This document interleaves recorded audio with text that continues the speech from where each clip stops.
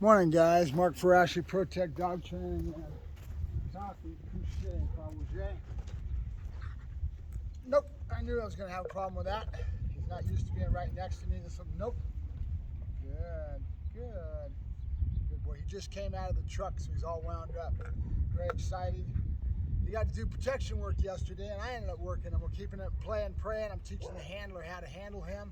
I'll teach him bite development, striking, grips, bite development. I'll teach him the basics, and once I feel that he's got a good baseboard, we're going to flip him to the reel and start getting a little bit of defensive on him, try bringing up his lack of trust, and some other things that we're going to be working on. I won't go into specifically what we're going to do, but we're going to basically put a little bit more civil on him. He'll be living his life in a more underarm sleeve, more scenario-based, more reality-based type stuff. I might even try to get him into a muzzle. There's a pretty cool muzzle work seminar coming up in San Diego, and I'd love to be able to. Joker can go with it, and that's who I'm probably going to mainly take, but I'd like to get him into a muzzle and get him directed towards that direction. The whole goal with this is to get the handler to do the best job he can, so that when he works 2, 3 years, 4 years, whatever it takes him to go through his progression, climbing the ladder in his career, when he gets to be ready for maybe being able to request canine, that he'll be ready for it. And if he looks good, I look good, right? So making sure he has good motor movements on the leash, handling skills, all the things that he has to have a good understanding of how dogs are built, etc., so that when he goes out. Now, I was just telling him something yesterday that I think is real important. And it's back to my preface of always kind of comparing things to a guitar, right?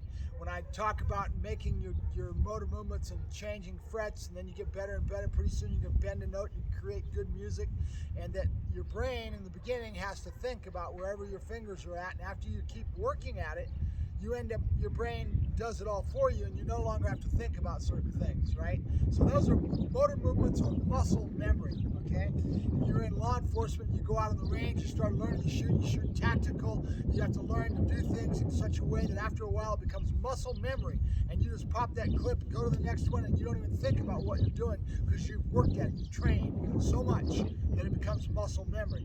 Well, this stuff is a lot like that. I want you to get good enough that you can handle that leash and be right in the right places to be right at the right times. That's what I usually have over most people, is that my hands are right where they need to be because I've been doing this for so long. No.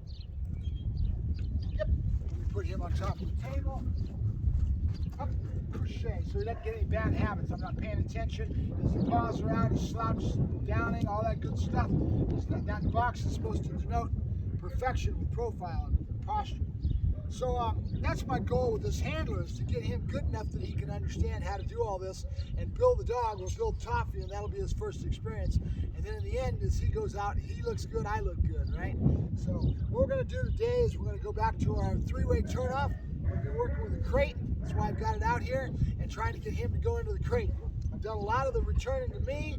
I've been working him real pretty heavy in the collar over the last few days in that regard, and I want to mix things up. Otherwise, the dog will always think that when he feels the stimulation that he's supposed to return to me.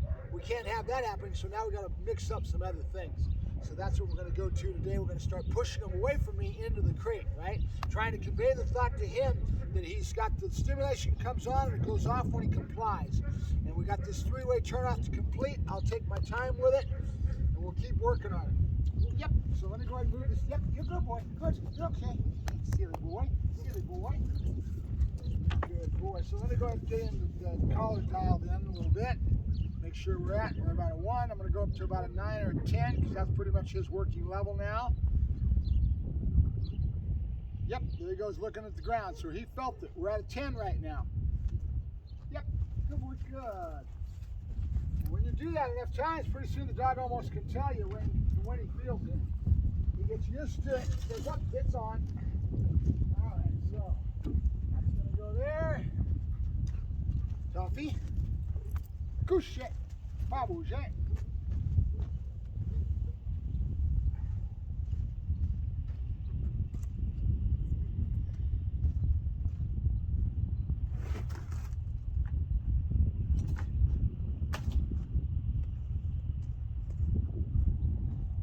Yep, good boy.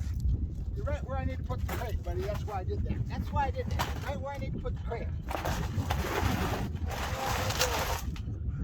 side profile. Open the door, get a ball here. There you go. Good, Toffee. Good boy. Good. Alright, so we're just going to convey a new thought to the dog, right? Did this the other day a little bit. Yep. We'll start short and close. Up the air. Good boy. Good. Good boy. Make sure my long line's where I need it. Dog's name is where I'll be putting the button on. As soon as he touches it, button goes off, right? We're at a 9. Put it to a 10. Toffee, kill him. Yay, good boy, good. Yeah, you go. Good boy, good. Yep, good boy, good. Good boy.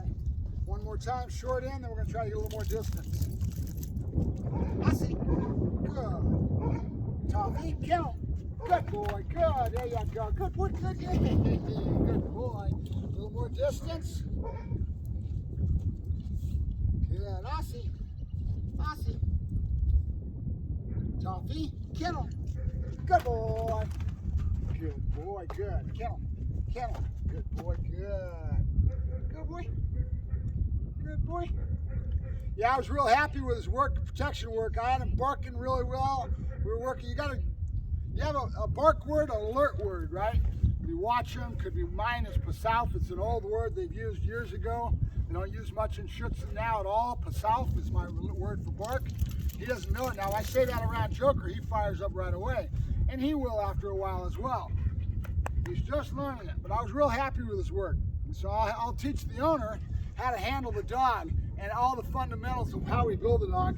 As we go along, we'll be able to all start getting him working. He'll start learning to do bite work. Because if he goes into law enforcement, he's got to go out and do bite work. And that's the way he's going to pay his dues for the first year or so. End up getting him a bite suit, go out and start working with the guys on his off time, and show that he really has the passion and desire to really get into canine. And that's going to be up to him. I'll point him in the right directions. I'll give him everything he needs to get going in those directions. But he's going to have to do the work, and he's going to have to show that he has the passion and the longevity to really go after it so they can earn it, right?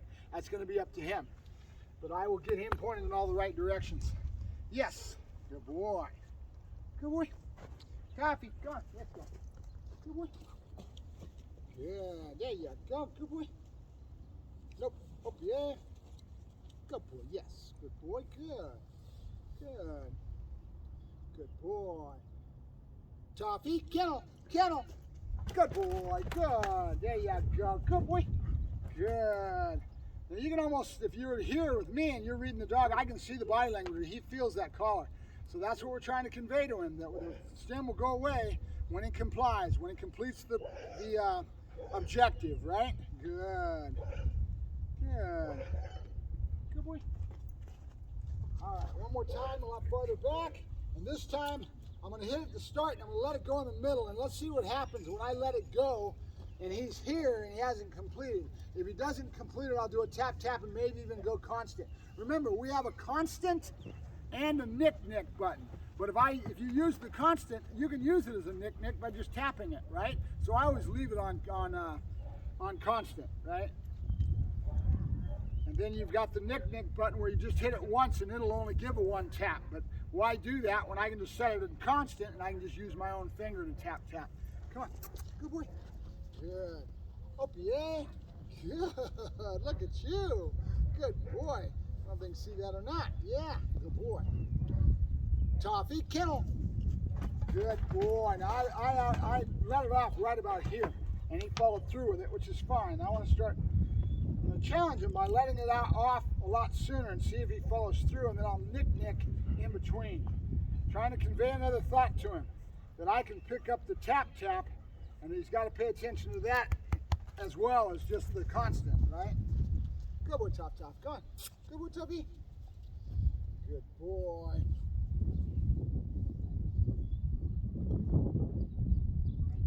Toffee, kennel. Good boy. Nope, back in there. Now, I didn't hit the button at all that time, guys. Now we have basic pattern of learning where he's starting to understand what I want. And now I can start doing some other little tricks. Remember that as we go along, we're going to want to be intermittent with this. When I do a call back to me, some of the time I'm not gonna hit the button at all. I'm gonna do a lot of praise, a lot of motivation. So I reaffirm to him, and he starts to learn that if I comply, I can avoid that stimulation altogether. So as we go along, we're gonna start trying to convey that concept to the dog so that the dog starts to figure out that if he complies, he doesn't get any stimulation. And that's basically avoidance, because now he understands how to avoid, right? Escape training is where the dog has constant, and then he turns it off and he's escaping it by complying totally. And then you get into avoidance, where he starts to learn how to avoid the stimulation altogether. That's why they call it avoidance and escape training, right? That's basically all you're doing. And you don't need to zap the dog that heavy to convey the thought. That's why these tools are so good. Nope, Aussie, because you can start to get a communication baseboard with the tool, with the dog, that he understands it. Now I can convey all kinds of things to the dog, and then I can do it with distance and all kinds of stuff, right? Yay! Good boy. It's a sad fact of society that we have a human nature that wants to think that it always has to be abusive. It doesn't have to be, guys. Good boy. Yep, good boy, good. Toffee, yep, good boy, good boy. Toffee, here, good boy, good. There you go, good boy, good. I can sense that the stem call is really setting in. I didn't even touch this, I haven't touched the button, but his responsiveness is really nice right now. Aussie, Kusha, good. Aussie, good boy, good. Up, yeah, good. Let me do some here's, some returns. I'm just starting this, and you're gonna see me doing things that are minor irritations to the dog, those discomfort type of corrections that I do, because you've got to get the dog to do it in an easy way. So you'll see me taking my foot when he comes in to here, and I'll be propping him over, and then I'll do a body praise up and down, straight. I'm trying to convey to the dog that if he sits straight, there's the positive, and there's the negative when he doesn't do the right thing. And that's his whole world, positive and negative. It's X and one trainer had a really good article he wrote a few years ago, Kushet, where he talked about X's and O's, right? That's all dog training is, really, positive and negative. And if you build it right, the dog starts to understand that, and then you can do all kinds of things in training with the animal, right? Good boy. Good. Toffee. Up, yeah. Good boy. Let's see if I can set this up. Good boy. Good. Nope. Right away, I'm going to tap over, and I'm going to praise here, up and down, straight, right? So my negative is here, my positive is here, right? And the way to do it is to do it in a straight line first, okay? So I'll go straight. When I'm straight, he should sit right, okay? There he is in a nice straight line. I can cause him to fail by going a little bit of a hook, and as I hook, he's going to want to keep getting his rear end over. It gives me the chance to give the negative so I can show him what I want. Yin and yang. Negative, positive, and negative, right? Good boy. Do this again. OPA, and this is kind of where our patterns of 2s and 3s come in. So if I do it one time straight, right away I'm here for the praise on the straight line. Good. I'll do that a couple times, and then I'll bend it, I'll hook it.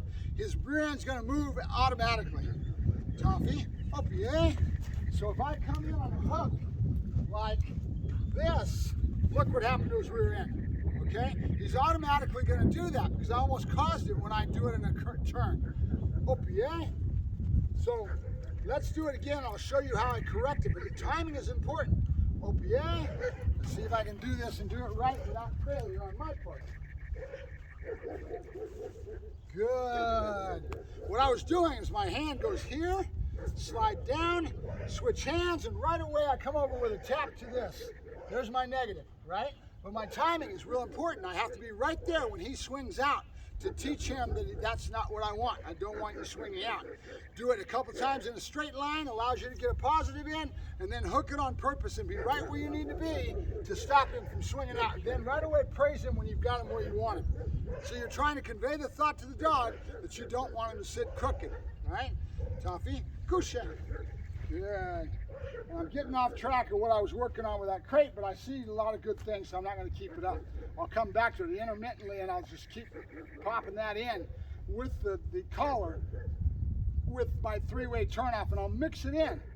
Remember, primary, we have that pyramid. Primary, something is learning and doing pretty good at learning, and then something he doesn't know at all. So this mix-up is really part of my whole procedure. Aussie. Kusha. Good. Good. Opié. Opié. Good. Now what I was doing was using body language to get the OPA, trying to convey to him that I was trying to get him to come around when I cued him with my body. To me, I don't disagree with body language, voice tone, as many things as I can do to give the dog an ability and me to communicate with my animal, right? Toffee, OPA. Good. Good boy. Good. That's my boy. Good. Pas bouger. Good boy. Nope. Nope. Good. Good. Notice I praise underneath the neck and on the chest, and I draw up because I want the dog looking up. If I corrected him from down, right away I'm going to go underneath the neck and I'm going to praise him for sitting up. Good boy. Good. Yeah. Good boy. My hand comes to my face. What are these? These are all cues that I've built up. Right away I've got food here to my face. Yes. You see what I'm saying? That's going to start behaviors in the other areas. All this stuff I'm pointing out to you guys because there's 1,001 little things that I do as I build the dog to get my accuracy and my ability to make the dog really look sharp, right? Good boy, good. Up, yeah. Good, that's my boy, good. That was an accent on a left-hand turn. Good boy, pas bouger. And I'm doing this, good boy, good. Because the dog's being so responsive, so I'm going to go ahead and use it. Good, I'm mixing in 1,001 little things that I'm working on, that I'm putting together. Slow but sure. Good. Toffee, up, yeah. All right, so now I'm going to go ahead and throw the box in here, and we'll end it on the box. But I'm trying to kind of accent to you guys mix-up. Do you remember what I mean? Mix-up is real important in how we do things. Right away, he dives into the box. He's got this kind of wired. Good. And look how much more receptive he is to food now, guys. It took me a lot of work with a lot of repetition. Good. Until he starts getting into it, and now I've got drive building on the food. They say that ball drive is self-perpetuating. It's a drive that basically is like a snowball. You start doing it, you do it the right way, it's going to build. Why couldn't food be? It's such a natural thing for the dog to want. It's a primary motivator, right? Good. Toffee. Yep. Good boy. Good. Yeah, you're a good boy. Uh-huh. You're a good demo dog today, Toff. You're a good demo dog. Box. Good. That's my boy. Good. Now, I don't know if you noticed what I did, but I did a lot of body language backing up. Okay? I'm doing things that are accenting what I want out of him. And if he blew it, I would have corrected him for it, and I'll be able to use that a little bit more. I'm actually challenging him by doing that, right? Nope. See what I did? Made sure I was right foot first. If I stepped off the last time on the left, it really wasn't his fault that much. I wasn't thinking about it. Good. Listen to my voice tone. Good. Nice and calm and floats, right? That's how I do my downstays. Good. Okay, voice tone. It matters, guys. I'm pointing all this stuff out because there's 1,001 things that I probably do that you don't notice. And I want you to start noticing it since I got such a good demo dog in Toffee right now, right? He's allowing me to demo this stuff. Good. All the way around his body. Good. And I'm going to bring the ball out because he's done so good job, Toffee. Good boy, good, Toffee. Get it. And we're done. All right, Mark Ferrasci, Protect Dog Training, giving you a mixed bag today. Have a good day, guys.